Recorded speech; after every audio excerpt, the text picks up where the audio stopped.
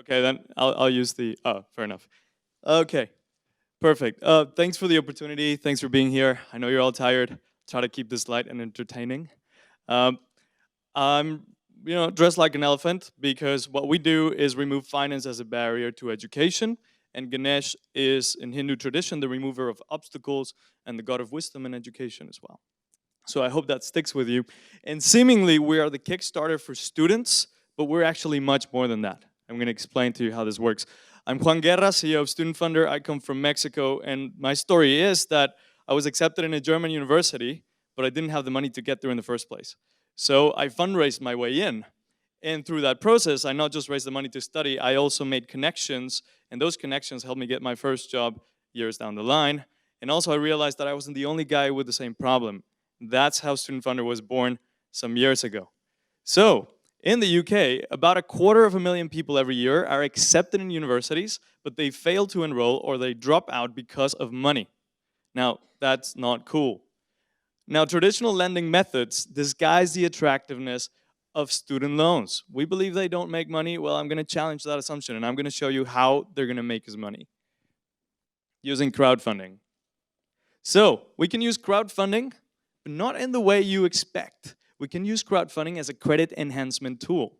Crowdfunding can be used to better assess candidates for a loan. It can be used for the candidates to build their networks. And microfinance has taught us two things. Networks pressure people who are being opportunistic, but also help them out so they can repay their loans. And a student that is networked is a lot more employable. So the prospects of repayment are better.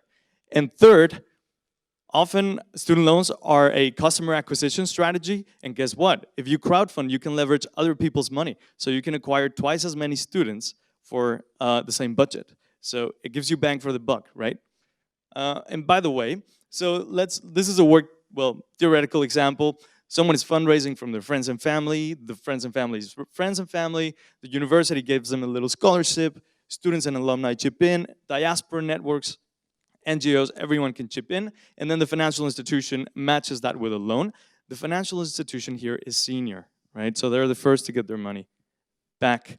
This is what it looks like. This is a student's profile campaign page with a video pitch, their story, and they put up, like on Kickstarter, rewards that they can offer in return for funding or repayments. We're making it literally possible for people to invest in people.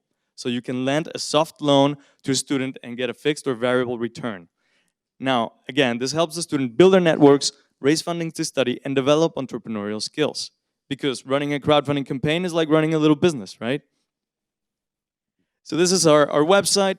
I'm gonna just briefly touch on two success stories that are close to my heart. Rehan is a gold medalist engineer. He was gonna be kicked out of university because of money. We managed to turn that around with the help of the British Pakistan Foundation. It was amazing. Gellord there is a peace worker based in the east of the Democratic Republic of Congo, and he's helping end a conflict that has claimed over 6 million lives. You should look into it, it's pretty dramatic. But he's a hero, and he was also going to miss out on his master's in peace building and reconciliation, but now he's connected to other people who are looking at similar problems in Afghanistan and other parts of the world. It's a little bit like a factory for change makers, but don't let the social angle mislead you. This is a money-making enterprise as well. Now, if each of the 250,000 people who miss out on education every year in the UK are missing £4,000, that's 1 billion. But the total outstanding student debt in the US, it's 1 trillion, just begging to be refinanced at softer rates by peers.